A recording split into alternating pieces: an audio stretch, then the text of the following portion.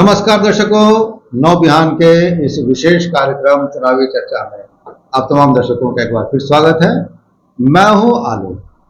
दर्शकों, जैसा कि हमने आपसे वादा किया था कि गिरिडीह लोकसभा और कोडरमा लोकसभा चुनाव में जितने भी प्रत्याशी चुनावी मैदान में हैं, हम प्रयास करेंगे कि उनसे आपको रूबरू करवाएं, उनसे आपका परिचय करवाएं, उनके विचारों से आपको अवगत कराएं और वो किस एजेंडा को लेकर आगे बढ़ रहे हैं ये आपको बताएं। तो उसी कड़ी में आज हमारे साथ गिरिडीह लोकसभा क्षेत्र की प्रत्याशी जो कि निर्दलीय चुनाव लड़ रही हैं, डॉक्टर उषा सिंह हमारे साथ हैं। उषा जी, आपका स्वागत है हमारे कार्यक्रम में। धन्यवाद। उषा जी से हम लोग बात का सिलसिला शुरू करें उससे पहले एक छोटा सा परिचय मैं डॉक्टर उषा सिंह का देना चाहता हूं। जैसा कि हमने नाम में इनके कहा कि डॉक्टर उषा सिंह, तो ये डॉक्टर हैं, सिविल असिस्टेंट सर्जन रह चुकी हैं।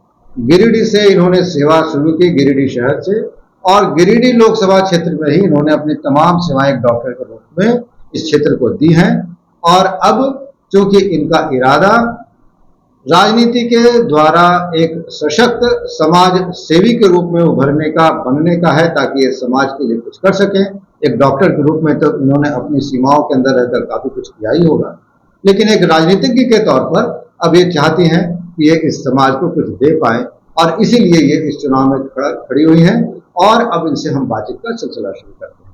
मैडम, आप सबसे पहले बताइए, जो थोड़ा सा मैंने बताया कि राजनीति में आप क्यों आई, आप थोड़ी सी बात और बताइए कि राजनीति में क्यों आई। सबसे पहले तो आपको धन्यवाद, नमस्कार। पूरे गिरिडीह लोकसभा को जोहार, नमस्कार, आदाब अर्ज है, सत श्री अकाल। अब आपने जो सवाल पूछा कि आप राजनीति में क्यों आई, तो शायद आपको भी पता होगा कि कुछ भी करने के लिए, बहुत बड़ा करने के लिए, और जो समस्याएं हैं उसका समाधान करने के लिए बिना राजनेता बने हुए संभव नहीं है। इसलिए मैं राजनीति में आई हूँ, क्योंकि मैं समाज सेवी थी। आफ्टर रिटायरमेंट 221 में जब मैं रिटायर हुई, 2021 में जब मैं रिटायर हुई, उस समय कोरोना काल था, बहुत भयावह थी स्थिति। मुझे भी कोरोना हुआ, मेरे हस्बैंड को भी कोरोना हुआ। भगवान की क्या मर्जी थी, मेरे हस्बैंड का डेथ हो गया, मैं उससे बच निकली। लेकिन उसके बाद मेरे दिल में पूरे समाज का दर्द समा गया। उसके बाद मैंने शुरू किया सेवा करना समाज का। गांव-गांव में, सुदूर गांव में जाने लगी कि आदिवासियों क्या क्या समस्या, बहुत समस्या। बच्चे लोग आदिवासी के पढ़ नहीं पा रहे हैं सुदूर गांव में। वहां पर पानी की इतनी समस्या देखा हमने कि नीचे में गांव है और ऊपर पहाड़ पर से जाकर तसला में पानी भर के लाना पड़ रहा है। कितना लाएगा, एक तसला पानी, दो तसला पानी, मतलब कहीं यदि बह रहा है कहीं से पहाड़ का स्रोत, उससे पानी लाना पड़ रहा। बड़ा द्रवित हुआ देख। उसके बाद हमने देखा कि जो गांव सब मुस्लिम एरिया है, मुसलमान बहनें बुर्का पहन के पानी लाने जा रही हैं, क्योंकि उनके गांव में पानी नहीं। बुर्का पहनना ऐसे भी कठिन है, उसको पहन के और पानी लाने जाना। बहुत जगह जब मैं गई तो देखा क्या हमने कि वहाँ एक छोटा सा चिकित्सालय भी नहीं है। चिकित्सा की आवश्यकता पड़ जाती है, छोटे छोटे काम के लिए लोग को कम से कम 30 किलोमीटर जाना। ठीक है, आज के ज़माना में बच्चों के पास बाइक है, लेकर चले जाते हैं, लेकिन जिसके पास वो भी नहीं है उसको कभी कभी खटिया में पहाड़ी इलाकों में तो खटिया में टांग कर लाना पड़ता है। तो वो तकलीफ हमने देखा। फिर जो सबसे बड़ा तकलीफ देखा कि हमारे देश में गौ को माता कहा जाता है, गौ माता, लेकिन जब गौ माता सड़कों पर पड़ी रहती हैं एक्सीडेंट होकर और बीमार होकर, तो कोई उसको उठाने वाला नहीं था। तो ये सारा समस्या को देखते हुए मैंने एक गौशाला खोला। मैंने गांव-गांव में जाकर छोटा छोटा स्कूल, ओपन स्कूल चलाकर बच्चों के शिक्षा का अभियान चलाया। मैंने गांव-गांव में जाकर जो गरीब लोग थे वहां तक कंबल कपड़ा पहुंचाया, लेकिन पानी पहुंचाना मेरे बस का नहीं था। जब तक मेरे में कोई ऐसी शक्ति ना हो जाए, पावर ना हो जाए कि मैं वहां तक नल का व्यवस्था करवा सकूं, तब तक मैं कैसे करूं। पावर का मतलब आप सिस्टम का जो हिस्सा बनना चाहते हैं। सिस्टम का हिस्सा, जब तक मैं सिस्टम का हिस्सा नहीं रहूं तो कहां से लाऊं, मेरे बस में था नहीं। और जहां जाते थे लोग कहता था, दीदी आप इतना समाज सेवा करते हैं, आप हम लोग को पानी दिलवा दीजिए। तो ये सारी समस्याएं थी। मैं चूंकि डॉक्टर थी और सिर्फ डॉक्टर नहीं थी, मैं समाज सेवी थी। मैं प्रोफेशनल डॉक्टर नहीं थी, मैं जरूर प्रैक्टिस करती थी, लेकिन समाज सेवी थी मैं शुरू से, मतलब स्वभाव से। तो जो भी पेशेंट दिखाने आती थी, बहुत गरीब गुरबा, बहुत मुश्किल से जोड़ के 200-400 रुपया लेकर आते थे लोग, फीस देते थे। मैं बोलती थी कि तुम इतना जोड़ जोड़ कर लाई हो, फीस मत दो, खरीद लेना दवाई, लेकिन तुम ये बताओ तुम्हारा आदमी करता क्या है। बोलती थी क्या कहें दीदी, कोई काम नहीं, कोई काम नहीं तो घर कैसे चलता है। दीदी मजदूरी के लिए जाता है, 2-4 दिन बैठा रहता है, किसी दिन मजदूरी मिल जाती है। इसकी समस्या इतना पीछे जा रहा है गिरिडीह लोकसभा का लोग। ये सब देखते देखते, ये सारा दर्द देखते देखते हमने डिसाइड किया कि पॉलिटिक्स में आना है और भाजपा ज्वाइन किया। भाजपा इसलिए ज्वाइन किया क्योंकि मैं मोदी जी से बहुत प्रभावित हूँ। शुरू से मैं पॉलिटिक्स में नहीं थी, फिर भी चूंकि वो विकास पुरुष हैं, उन्होंने हमारे देश का नाम पूरे संसार में परचम लहराया, इसलिए मैंने भाजपा को ही चुना और भाजपा में मैंने ज्वाइन किया। और जितना हो सकता है अपने शक्ति के अनुसार मैंने भाजपा में काम किया, प्रयास किया। लेकिन मेरी इच्छा थी कि मैं गिरिडीह लोकसभा से चुनाव लड़ूं और मैंने अपना बायोडाटा सभी तक, बाबूलाल मरांडी जी के पास, करमजीत वीर जी के पास, ऊपर में जाके लक्ष्मीकांत वाजपेयी जी के पास, जेपी नड्डा जी के पास, सब जगह पहुंचाया। और मुझे उम्मीद थी कि यदि गिरिडीह लोकसभा किसी महिला का हो गया और भाजपा को सीट मिला तो शायद मुझे मिलेगा। लेकिन संजोग कहिए या क्या कहिए, कुयोग कहिए, जो भी कहिए, लेकिन ये लोकसभा चला गया आज से, तो मुझे सीट मिलना नहीं था। और ये 5 साल पीछे मैं फिर से नहीं ले जा सकती थी गिरिडीह लोकसभा। इसके लिए मुझे 2 ही काम करना था, या तो निर्दलीय लड़के इस मैदान में कूद जाऊं या फिर उसी हालत में छोड़ दूं। तो मैंने एक चीज चुना कि लड़ाई तो लड़नी पड़ती है। जब हमारा देश गुलाम था तभी भी बहुत लोगों को लड़ाई लड़नी पड़ी थी, तब आजादी मिली। और आज भी लगभग स्थिति वही है। जो सांसद हमारे बन के आते हैं, चुन के आते हैं, वो जिस समय आते हैं उस समय तो बहुत हाथ जोड़ते हैं और भी बहुत सारी तरीके से वोट मांगते हैं, और वोट मिलता भी है उनको और वो जीतते भी हैं, लाखों लाखों वोट से जीतते हैं। लेकिन जब आ जाते हैं वहां पर तो सारी जनता उनके लिए प्रजा हो जाती है, गुलाम हो जाती है, वो राजा हो जाती है। मतलब प्रजातंत्र सिर्फ आपके हिसाब से कहने को रह जाता है, राजतंत्र की ओर, राजतंत्र की ओर ही है। यदि आप साधारण से साधारण कार्य को लेकर अपने सांसद के पास या किसी भी जनप्रतिनिधि के पास जा रहे हैं, वहां सुनवाई नहीं हो रही है, तो ये राजतंत्र नहीं तो क्या है।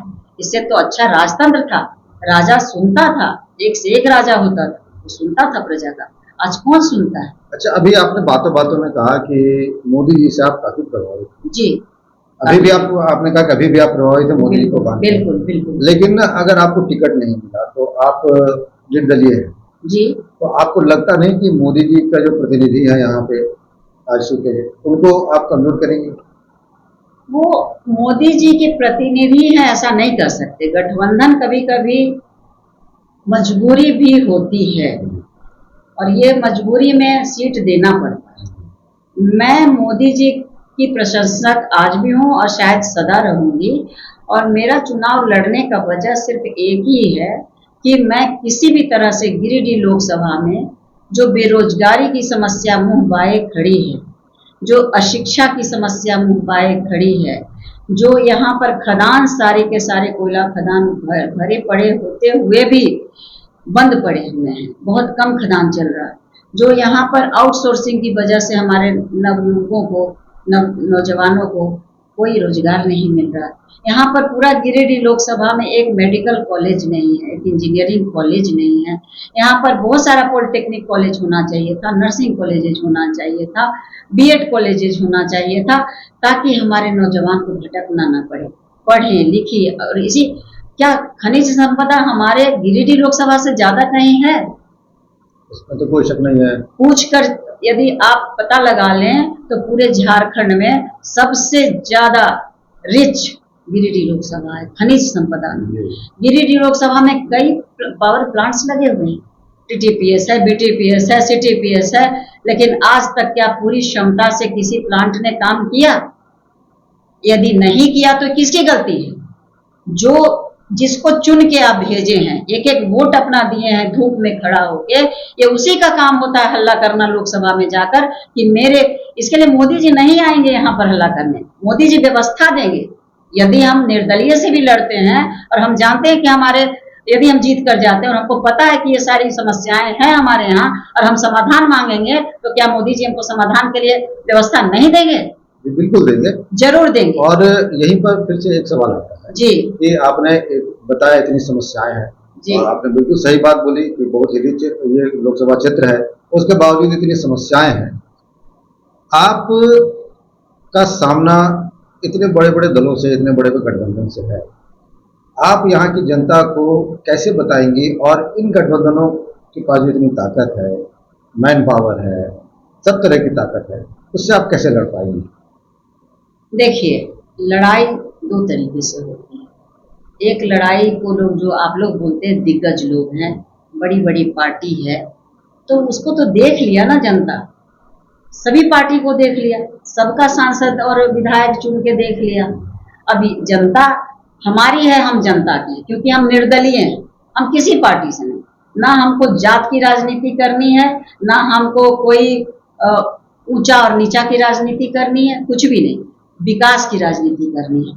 तो जनता की सच में इच्छा होगी कि विकसित गिरिडीह लोकसभा को बनाना है, तो पूरा पूरा गिरिडीह लोकसभा का जनता मेरा है और मैं उसी की ताकत से लड़ रही हूँ। अभी आप चुनाव कैंपेनिंग में आप उतर चुकी हैं जी, और गिरिडीह का लोकसभा क्षेत्र जो है, अभी तो आप गिरिडीह में बैठी हैं जी, लेकिन गिरिडीह लोकसभा क्षेत्र का जो मैक्सिमम इलाका है वो गिरिडीह जिले से बाहर बोकारो और धनबाद। जी, अभी आपने कैंपेनिंग शुरू की तो आपको कैसा लग रहा है, कैसा रिस्पांस मिल रहा है लोगों का? बहुत अच्छा, बहुत अच्छा। पीड़ित थे लोग, अब उनको लग रहा है जैसे सूखता हुआ पेड़ में पानी देने वाला कोई आ गया। बहुत खुश है मतलब आपको क्या लगता है कि आप एक ऑप्शन बनकर उभर रही हैं, जिनको न इस गठबंधन से मतलब न उस गठबंधन से मतलब, वो एक उसके सामने क्या है, एक ऑप्शन के रूप में आप हैं? बिल्कुल बिल्कुल बिल्कुल। बहुत सारे लोग थे जो अभी इस स्थिति में थे कि हमको नोटा में वोट डालना पड़ेगा, इसलिए क्योंकि हमारे लिए किसी ने कुछ किया नहीं तो हम उन्हें वोट क्यों दें। तो एक आशा की किरण उषा बन गई। जी, आशा की किरण उषा बन के आई है, और ये उषा गिरिडीह लोकसभा क्षेत्र में भी आए, ये हमारी शुभकामना है। लेकिन एक और जो बहुत ही अहम मुद्दा है और एक जो वास्तविकता है, चुनावों में आप जो बातें कह रही हैं वो शुरुआती दौर में ये मायने रखती हैं, लेकिन जैसे जैसे चुनाव का दिन नजदीक आने लगता है वैसे वैसे जाति, दल, पैसा, ताकत, ये सब काम आने लगता है। आप इन चीजों से कैसे निपटेंगी? आपने कहा कि आप किसी जाति, किसी दल से नहीं बिलोंग करती हैं, तो जाति का फैक्टर तो है?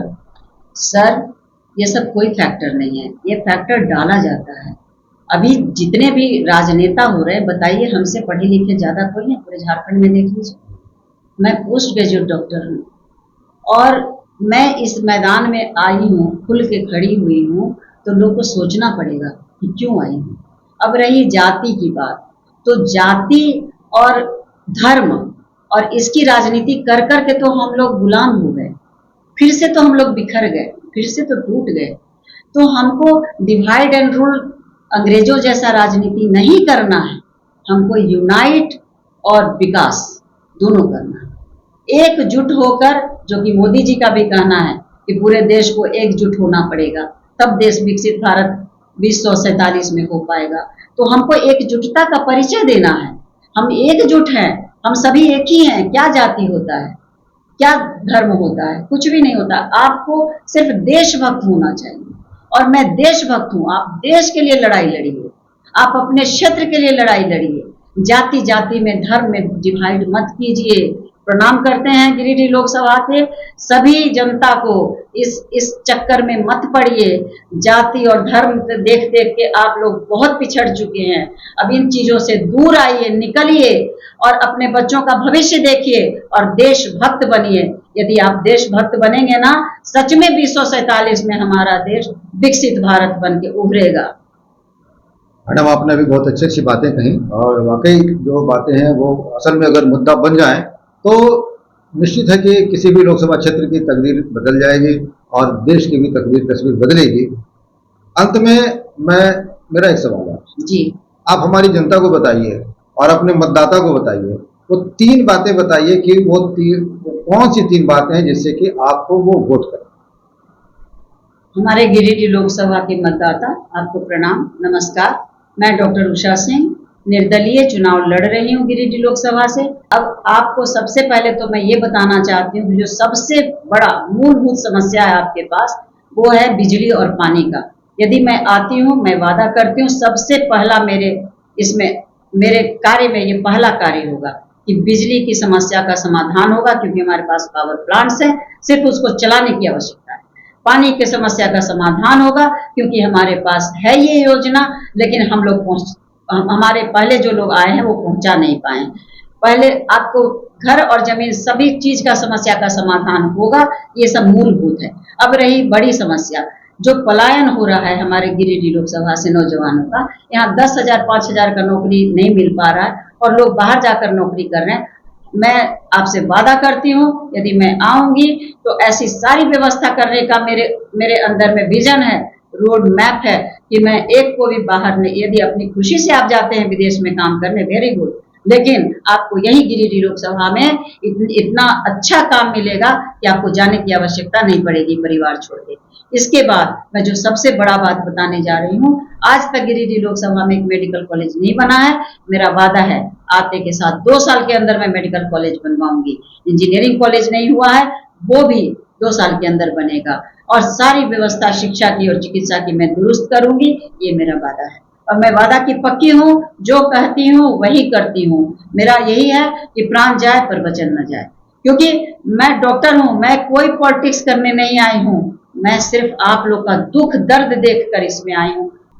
तो देखा आपने, ये थी डॉक्टर उषा सिंह, जो कि निर्दलीय प्रत्याशी के तौर पर इस बार चुनाव मैदान में है। हमारी भी शुभकामनाएं इनके साथ हैं कि ये जिस उद्देश्य को लेकर राजनीति में आई है वो पूरी हो। अगले अंक में आपसे फिर हम रूबरू होंगे और साथ में एक प्रत्याशी होंगे जिनसे कि आपका हम परिचय कराएंगे। तो बने रहिए हमारे साथ, फिर मिलते हैं नव बिहार में। नमस्कार।